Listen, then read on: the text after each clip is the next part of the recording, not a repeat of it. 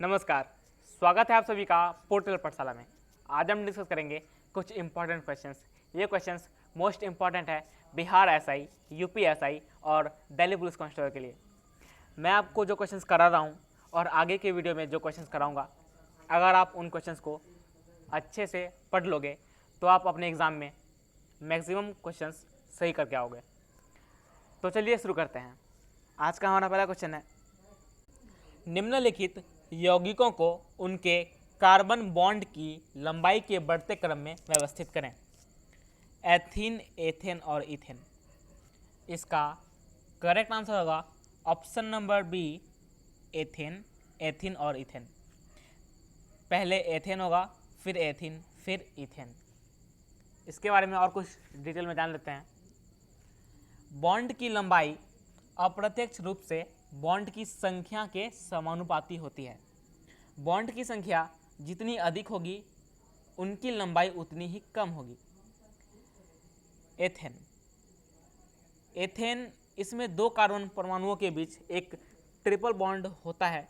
इसका chemical formula C2H2 होता है। इसका केमिकल फार्मूला C2H2 होता है। यह एल्काइन है और इसका सामान्य सूत्र CnH2n-2 होता है। Ethene, ethene it has its two carbon atoms that are double bonded to each other। इसके दो कार्बन परमाणु हैं जो एक दूसरे से दोहरे रूप में बॉन्ड बनाए हुए हैं। इसका रासायनिक सूत्र C2H4 होता है। यह एक एल्किन है और इसका सामान्य सूत्र CnH2n होता है। नेक्स्ट बात करते हैं ethane. Ethane it has its two carbon atoms have a single bond between them। इसका केमिकल फार्मूला C2H6 होता है। इथेन का केमिकल फार्मूला C2H6 होता है। इट इज़ एन एल्केन, यह एल्केन है और इसका सामान्य सूत्र CnH2n+2 होता है। नेक्स्ट, फकीम वन्यजीव अभयारण्य निम्नलिखित में से किस राज्य में स्थित है? इसका करेक्ट आंसर है ऑप्शन नंबर सी, नागालैंड। फकीम वन्यजीव अभयारण्य नागालैंड राज्य में स्थित है। इसके बारे में और कुछ जानते हैं। फकीम वन्यजीव अभयारण्य नागालैंड के किफिर जिले में स्थित है। नागालैंड के किफिर जिले में फकीम वन्यजीव अभयारण्य है। यह म्यांमार सीमा के करीब है। यह फकीम वन्यजीव अभयारण्य म्यांमार सीमा के करीब है। इसे 3 मार्च 1983 को राष्ट्रीय उद्यान और 2 फरवरी 2005 को हाथी रिजर्व घोषित किया गया था। नेक्स्ट,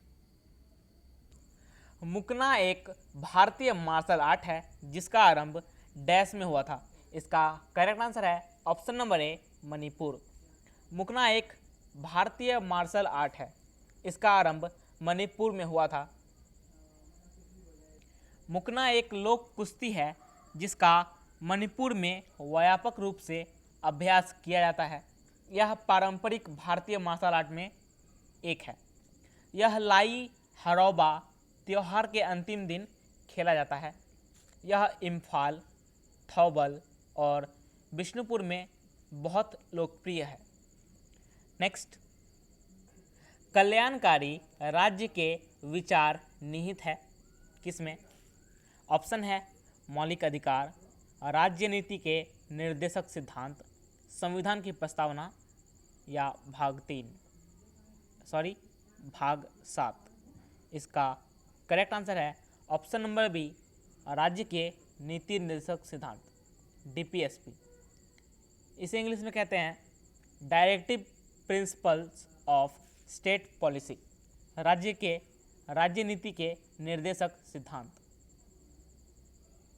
राज्य के नीति निर्देशक सिद्धांत आधुनिक लोकतांत्रिक राष्ट्र के लिए बहुत विस्तृत आर्थिक, सामाजिक और राजनीतिक कार्यक्रम का गठन करते हैं। वे कल्याणकारी राज्य की अवधारणा को व्यक्त करते हैं। भारतीय संविधान के भाग 4 में अनुच्छेद 36 से 51 तक राज्य के नीति निर्देशक सिद्धांतों का उल्लेख है। डीपीएसपी के विचार को 1937 के आयरिश संविधान से भारतीय संविधान के निर्माताओं द्वारा लिया गया था। नेक्स्ट, गांधी जी ने असहयोग आंदोलन डैश शुरू किया था। इसका आंसर होगा ऑप्शन नंबर सी, 1920। गांधी जी ने असहयोग आंदोलन 1920 में शुरू किया था। असहयोग आंदोलन अंग्रेजों के शासन से भारतीय स्वतंत्रता की लड़ाई में महत्वपूर्ण पहलू था। जालियांवाला बाग हत्याकांड के बाद इस आंदोलन का नेतृत्व मोहनदास करमचंद गांधी के द्वारा किया गया था। ये पूर्ण नाम है महात्मा गांधी जी का। असहयोग आंदोलन 1 अगस्त 1920 को प्रारंभ किया गया था। नेक्स्ट, अयस्कों की शुद्धि के लिए प्लवन विधि में प्रयुक्त तेल डैश है। इसका सही आंसर होगा ऑप्शन नंबर सी, चीड़ का तेल। अयस्कों की शुद्धि के लिए प्लवन विधि में प्रयुक्त तेल चीड़ का तेल है। अयस्कों की शुद्धि के लिए प्लवन विधि में प्रयुक्त तेल चीड़ का तेल है। इसका उपयोग झाग के तैरने की क्रिया में किया जाता है, क्योंकि यह अशुद्धियों को आकर्षित करता है जिसे धोया जा सकता है और इसमें पानी के प्रति कोई आत्मीयता नहीं होती है। यह एक आवश्यक तेल है जो विभिन्न प्रजातियों के चीड़ से टहनियाँ, शंकु और सुइयों की भाप आसवन द्वारा प्राप्त किया जाता है। जल स्नेही से चुनिंदा रूप से जल विरोधी सामग्रियों को अलग करने की प्रक्रिया को झाग प्लवन के रूप में जाना जाता है। नेक्स्ट, निम्नलिखित में से किस देश को भारत इसकी पहली पनडुब्बी प्रदान करेगा? इसका करेक्ट आंसर है ऑप्शन नंबर ए, म्यांमार। निम्नलिखित में से म्यांमार देश को भारत इसकी पहली पनडुब्बी प्रदान करेगा। भारत म्यांमार को इसकी पहली पनडुब्बी देगा। भारत अपनी किलो वर्ग की पनडुब्बी आईएनएस सिंधुवीर को म्यांमार को सौंप देगा, जिसे 1980 के दशक में रूस से खरीदा गया था। वर्तमान में विजाग में हिंदुस्तान शिपयार्ड लिमिटेड द्वारा इसका आधुनिकीकरण किया जा रहा है। म्यांमार की राजधानी नेपिदाव है। यहाँ पे नेपिटाव ये भी होता है और नेपिदाव भी होता है, दोनों ही सही है। और म्यांमार की मुद्रा है म्यांमारी कयात। म्यांमारी कयात को बर्मीज़ कयात भी कहा जाता है। और म्यांमार के करंट टाइम में राष्ट्रपति हैं विन माइंट। म्यांमार के राष्ट्रपति हैं विन माइंट। नेक्स्ट, बुद्ध बीम सांस्कृतिक लैंडस्केप को यूनेस्को की विश्व विरासत सूची में शामिल किया गया है। यह डैश में स्थित है। इसका करेक्ट आंसर है ऑप्शन नंबर बी, ऑस्ट्रेलिया। दक्षिण पश्चिम विक्टोरिया में Buddha beam cultural landscape UNESCO की विश्व विरासत सूची में शामिल हो गया है। बुद्ध बीम यूनेस्को की सूची में शामिल होने वाला ऑस्ट्रेलिया में स्थित 20वां स्थान है। लैंडस्केप को इसके आदिवासी सांस्कृतिक महत्व के लिए चिन्हित किया गया है। इसे दुनिया के सबसे पुराने जलीय कृषि स्थलों में से एक माना जाता है। इस लैंडस्केप की देखभाल 6,600 से अधिक वर्षों से की गई थी और यह गुंडित जमारा लोगों के लिए महत्वपूर्ण है। यह गुंडित जमारा लोगों के लिए महत्वपूर्ण है। विश्व धरोहर स्थल एक ऐसा क्षेत्र होता है जिसे सांस्कृतिक, ऐतिहासिक, वैज्ञानिक या अन्य प्रकार के महत्व के रूप में यूनेस्को द्वारा चुना जाता है और अंतर्राष्ट्रीय संधियां द्वारा कानूनी रूप से संरक्षित किया जाता है। वर्तमान में भारत में 38 यूनेस्को विश्व धरोहर स्थल मौजूद हैं। भारत में वर्तमान में 38 यूनेस्को विश्व धरोहर स्थल हैं। नेक्स्ट, निम्नलिखित में से कौन सा भारतीय शास्त्रीय नृत्य दासी अट्टम के नाम से भी जाना जाता है? इसका करेक्ट आंसर होगा option number D, Bharatanatyam. Bharatanatyam को दासी अट्टम के रूप में भी जाना जाता है। भरतनाट्यम भारत के सबसे पुराने शास्त्रीय नृत्यों में से एक है जो तमिलनाडु राज्य में किया जाता है। इस प्रकार के नृत्य में अग्नि को नृत्य द्वारा दर्शाया जाता है। इसे दासी अट्टम के नाम से भी जाना जाता है। और कुछ नृत्यों के बारे में जानते हैं। कुचिपुड़ी। कुचिपुड़ी भी एक शास्त्रीय नृत्य है और यह आंध्र प्रदेश का नृत्य है। कथकली। कथकली केरल का एक शास्त्रीय नृत्य है। और मोहिनीअट्टम भी केरल की शास्त्रीय नृत्य है। नेक्स्ट, कौन सा प्रकरण मौलिक अधिकारों से संबंधित है? इसका करेक्ट आंसर है ऑप्शन नंबर ए, गोलकनाथ बनाम पंजाब राज्य 1967। इससे रिलेटेड और कुछ जान लेते हैं। गोलकनाथ बनाम पंजाब राज्य 1967 का प्रकरण मौलिक अधिकारों से संबंधित है। इसके जो तथ्य हैं उसके बारे में जानते हैं। गोलकनाथ और अन्य छंदों के पंजाब केस के रिट याचिकाकर्ता थे के पास पंजाब में 500 एकड़ जमीन थी। गोलकनाथ के पास पंजाब में 500 एकड़ जमीन थी।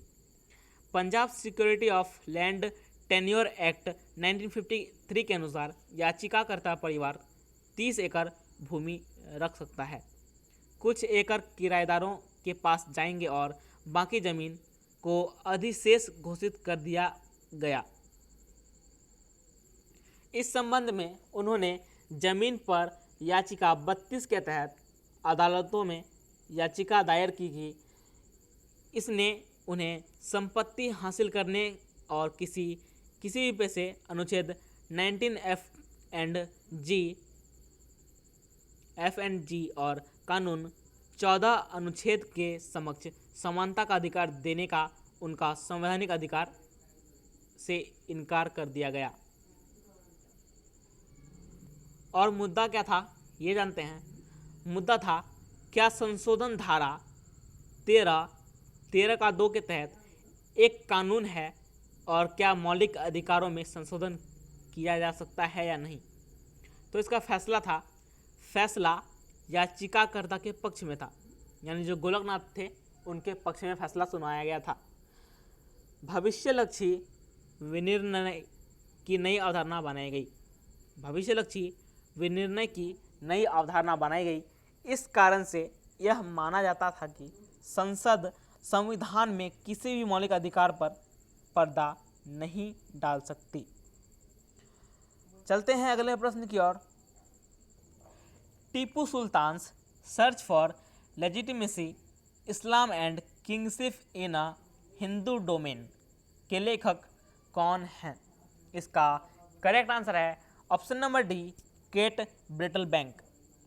Tipu Sultan's search for legitimacy Islam and kingship in a Hindu domain के लेखक केट ब्रिटलबैंक हैं। यह पुनर्लेखन टीपू सुल्तान द्वारा एक नौबड़ शासक के रूप में अपने आप को स्थापित करने के लिए अपनाए गए तरीकों पर केंद्रित है।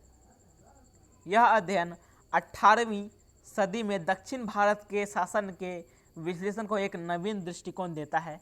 लेखक का तर्क है कि टीपू का कार्य सिर्फ बाहरी न होकर अंदरूनी स्थानीय संस्कृति पर निर्भर था। नेक्स्ट, निम्नलिखित में से global gender gap index report कौन जारी करता है? इसका करेक्ट आंसर है ऑप्शन नंबर बी, विश्व आर्थिक मंच। विश्व आर्थिक मंच global gender gap index report को जारी करता है। इससे रिलेटेड और कुछ जानते हैं। Global gender gap index report विश्व आर्थिक मंच द्वारा हर साल प्रतिवर्ष प्रकाशित की जाती है। यह पहली बार 2006 में प्रकाशित हुई थी। और कुछ संस्थानों के बारे में जानते हैं जो कुछ रिपोर्ट प्रकाशित करते हैं। विश्व bank ease of doing business के बारे में आपने सुना होगा, इस रिपोर्ट को जारी करता है। विश्व विकास रिपोर्ट इसको जारी करता है। ईज ऑफ लिविंग इंडेक्स और मानव पूंजी सूचकांक, ये सभी रिपोर्ट विश्व बैंक प्रकाशित करता है। अंतर्राष्ट्रीय श्रम संगठन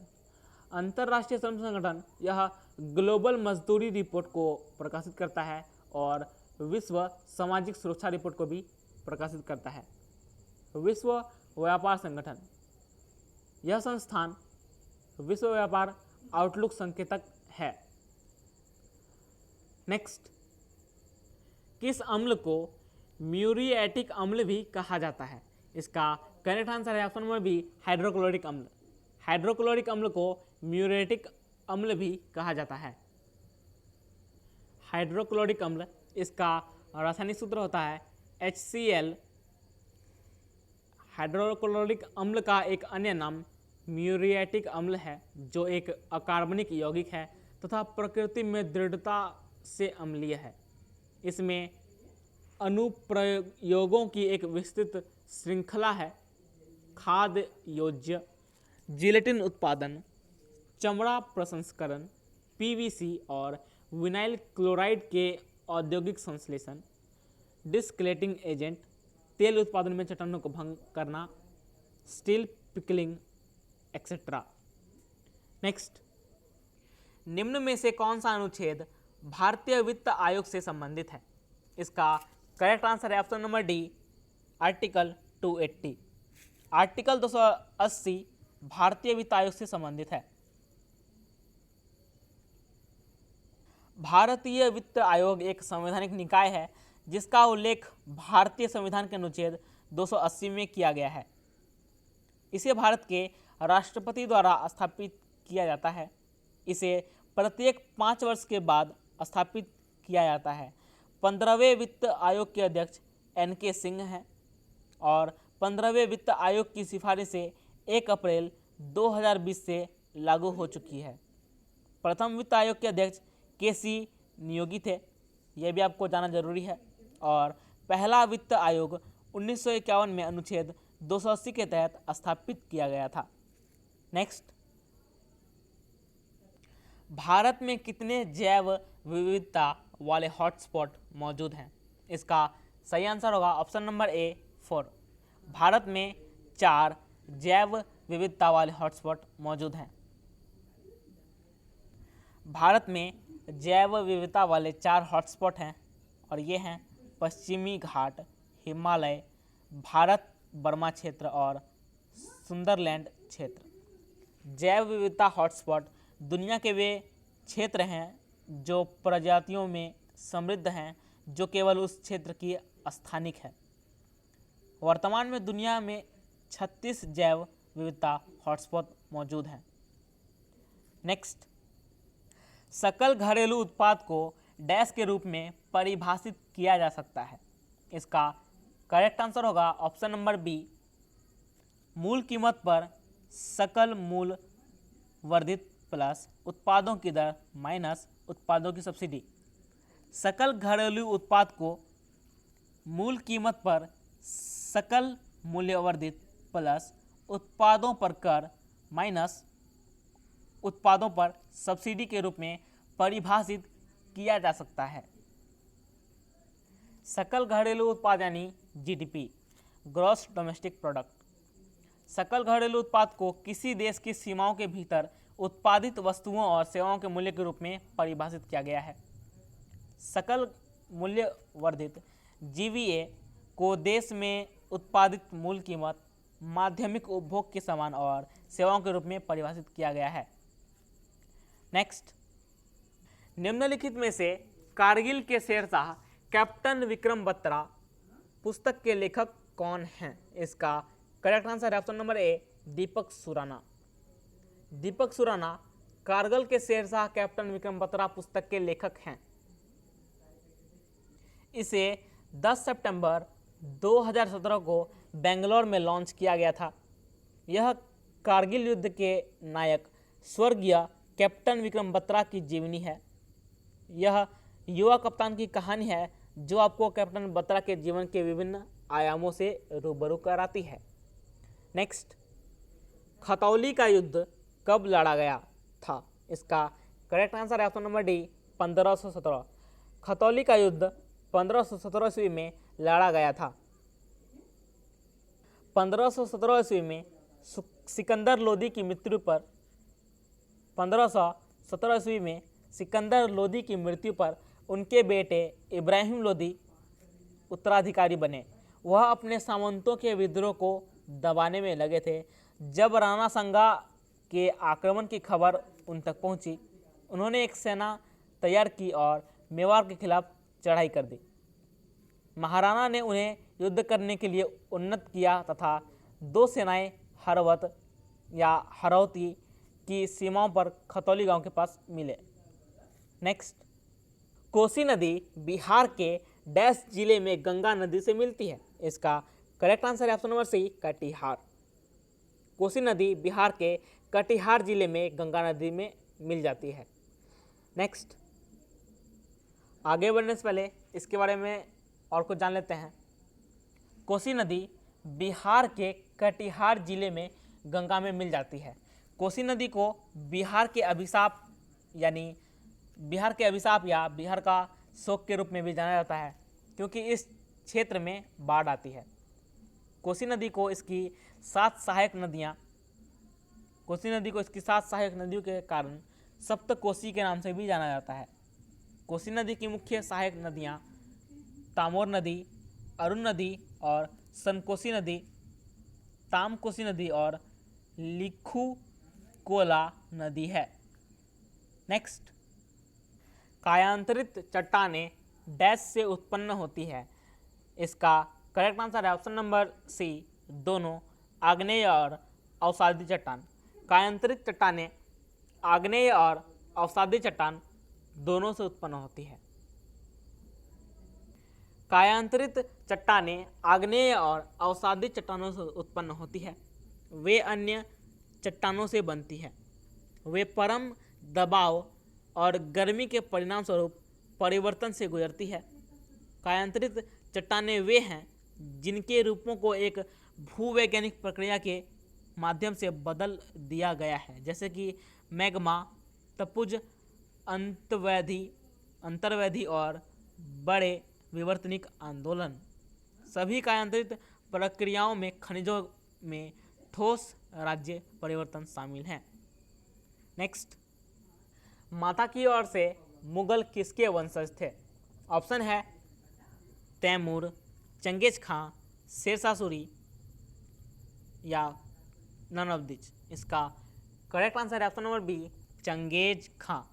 माता की ओर से मुगल चंगेज खां के वंशज थे। बाबर बरलास जनजाति से था जो मंगोल मूल का था और उसने तुर्की फारसी और संस्कृत को भी अपनाया था और अपनी माँ की ओर से वह चंगेज खां का वंशज था। चंगेज खां मंगोलियाई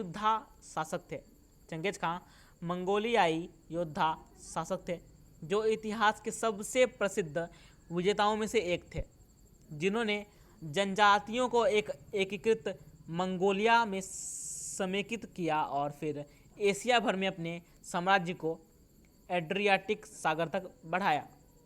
नेक्स्ट, आगे बढ़ने से पहले इससे रिलेटेड और कुछ जान लेते हैं। बाबर, जो कि भारत में मुगल वंश का संस्थापक था, बाबर ने भारत में 1526 से 1530 ईस्वी तक शासन किया था। बाबर का जन्म 1483 ईस्वी में फरगना, अफगानिस्तान में हुआ था और बाबर के पिता उमर शेख मिर्जा थे और बाबर की माता का नाम कुतलुग निगर खानम था, जो कि मंगोल से थी। मुगल साम्राज्य के संस्थापक थे भारत में बाबर। भारत में बारूद का आरंभ भी इन्होंने ही किया था। तुजुक बाबरी इनकी अपनी आत्मकथा थी, जिसे तुर्की भाषा में लिखा गया था और बाद में उसका फारसी अनुवाद किया गया था। खानवा युद्ध के बाद गाजी नाम को अपनाया।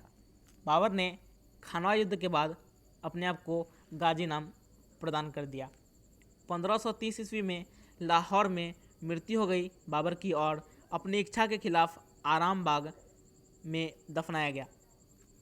बाद में उन्हें शेरशाह सूरी द्वारा अफगानिस्तान के काबुल में बाग ए बाबर गार्डन में दफनाया गया। पानीपत की पहली लड़ाई 1526 ईस्वी में इब्राहिम लोदी को बाबर ने हराया था और बाबर ने खानवा के युद्ध 1527 में राणा सांगा को जिसे संग्राम सिंह भी कहा जाता था उसे हराया। फिर चंदेरी की लड़ाई में चंदेरी की मेदिनी राय को हराया 1528 में। फिर बाबर ने घाघरा की लड़ाई 1529 में बाबर का अंतिम युद्ध था में महमूद लोदी को हराया। बाबर का अंतिम युद्ध था भारत में घाघरा की लड़ाई और इस घाघरा के युद्ध में 1529 ईस्वी में हुई थी और इस युद्ध में बाबर ने महमूद लोदी को हराया था। और अब्दुल रहीम खान ने तुजो के बाबरी का फारसी भाषा में अनुवाद किया था और इसका नाम बाबरनामा रख दिया था।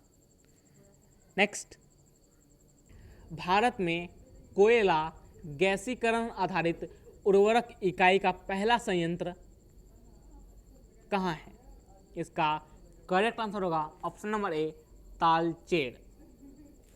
भारत में कोयला गैसीकरण आधारित उर्वरक इकाई का पहला संयंत्र तालचेर है। नेक्स्ट, स्वतंत्र भारत के पहले नियंत्रक और महालेखा परीक्षक कौन थे? इसका करेक्ट आंसर है option number A, V Narahari Rao.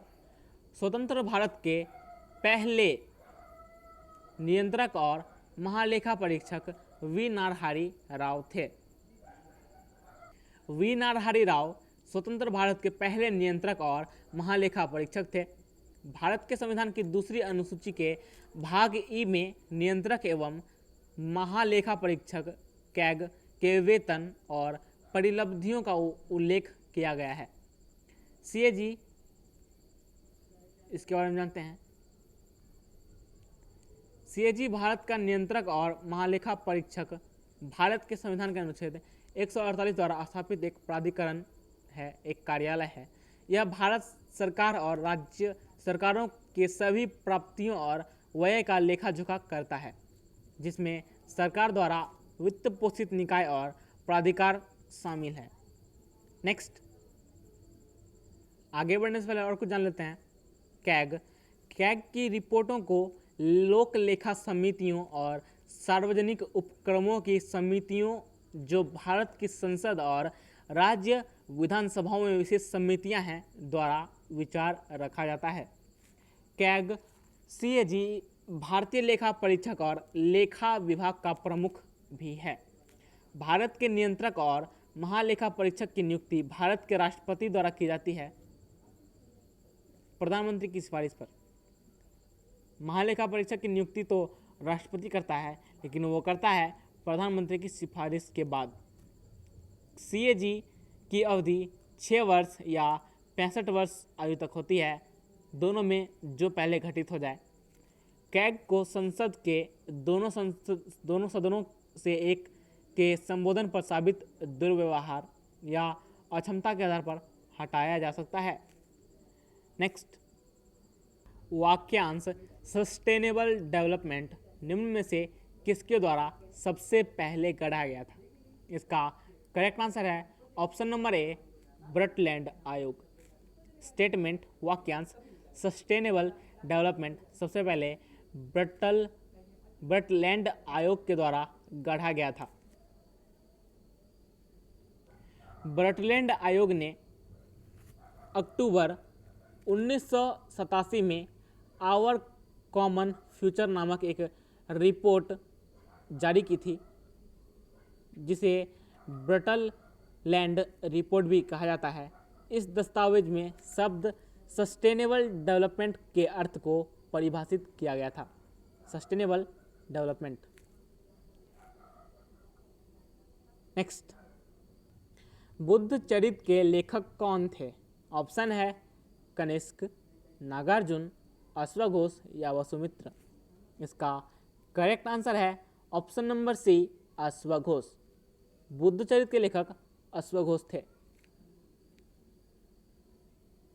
इससे रिलेटेड और कुछ जान लेते हैं। कनिष्क कुषाण वंश के सबसे महत्वपूर्ण शासक थे।